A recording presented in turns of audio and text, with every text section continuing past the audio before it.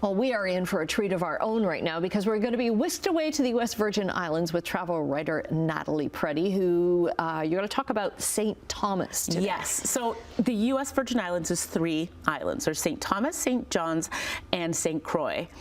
St. John's actually just won in May most beautiful beach in the world, and that is Trunk Bay. I don't know if you've been. I think I've been to St. John's, but I don't think I've been to there. Well, it is absolutely stunning. You would remember it if you have. So this water is, it's like the blue lights behind us. You can see right to the bottom.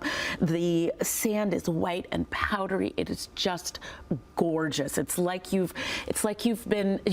every beach that you've ever dreamed of. Okay. So St. Thomas, you know, they're part of the U.S. So if you have a nexus and you travel a lot through, back and forth between the States and here, it's an easy trip for you. Yes. Yeah. So they use the U.S. dollar. Okay, yeah.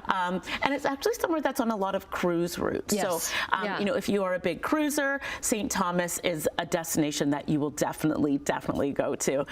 There's also lots of pirate lore there. So apparently there's hidden treasure and lots of pirate stories to unlock as you find your way around the island. So it is absolutely gorgeous. A lot of Americans actually move down there, you know, when they're looking for something a little bit warmer than, you know, their East Coast snowstorms that they get, you know, like ours, and they head down to the U.S. Virgin Islands. And in terms of location, if you're looking at a map, you've got Puerto Rico, and then you look a little bit to the right, and you have the U.S. Virgin Islands and the British Virgin Islands. So if you're down there and you're on your phone, you might find that your phone carrier jumps back and forth between British and American Virgin Islands. Now, one thing that they do that I was there for in May is Carnival. And it is a fantastic way. Some awesome photos on your Instagram. Oh my goodness, it was so much fun, Annette. Like, it was 10 out of 10. So I've been going to Carnival in Toronto, which of course is coming up in August. Since I was a kid, my dad was at the very first Carnival ever in Toronto in 1967 after just moving from Jamaica. And so Carnival, as we know in the Caribbean, it started off in Trinidad, and it was a way of for the enslaved showing their owners that they were not taking it anymore, burnt all the crops that were for sale. They danced. It was a celebration to their ancestors, to spirits, and to freedom. And to freedom, exactly, to freedom. So we see this all around the Caribbean, and St. Thomas has really done a fantastic job of celebrating freedom, celebrating the carnival spirit.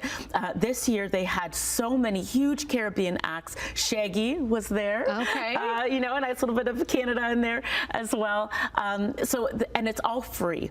So you go down and you celebrate. There's all these concerts. So that's in May. Do they do anything else the rest of the year for that? So the rest of the year is not, you know, that Carnival, of course, is in May, that huge celebration with the parade, with Jus Vert, with the concerts.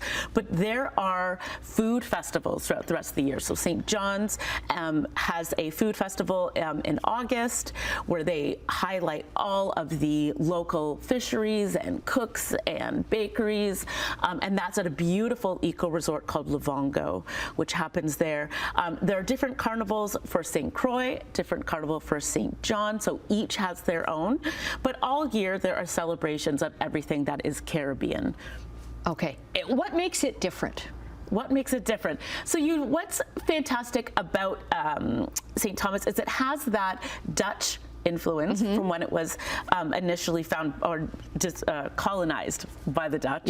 But now it's American, and every Caribbean island is different. It's so you have different, everyone is different, and a lot of people think it's one homogeneous zone, and it is not. So these islands specifically have the Dutch influence, have the American influence, but they have their own celebrations, which are a mix of, you know, Dutch traditions from the 1800s mixed with African traditions from the 1800s with an infusion of American traditions, and of course other Caribbean islands have come in to create this new and exciting space that is the U.S. Virgin Islands. Okay, I know you've got lots more on your socials, so we'll get all your links up on our website, chch.com/morninglive. Happy travels.